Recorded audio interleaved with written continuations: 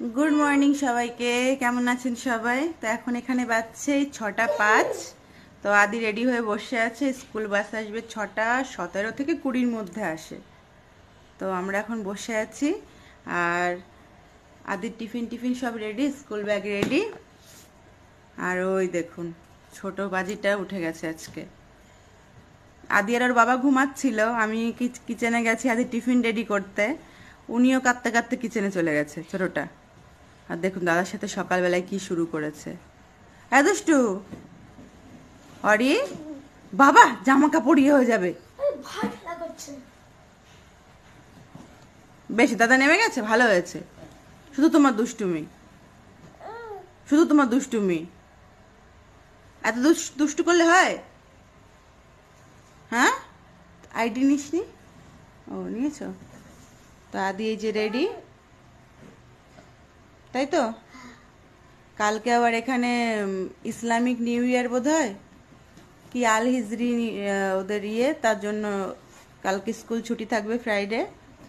আর কালকে তো এমনিতে রথযাত্রা, গব্বু, তাই তো।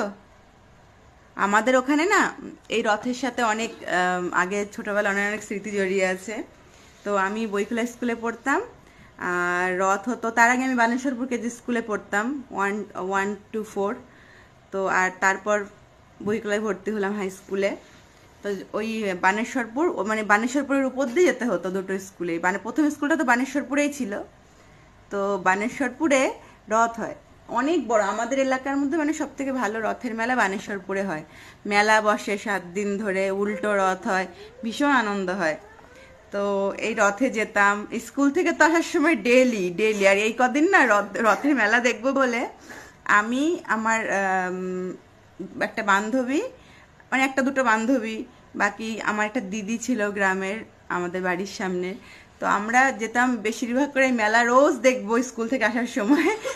স্কুল থেকে যখন আমরা ফিরতাম 4টের সময়, স্কুল ছুটি হতো 4টের পর, তো ওই সময় সব দোকানপাট খুলে যেত। যত খাবারের দোকান টোকান, চাউমিন, এগরোল, মোগলাই, তারপর জিলিপি টিলিপি সব দোকান খুলে যেত। তো আমরা ওই টাইমে আসতাম, মেলা ঘুরে টুরে আমরা আসতাম।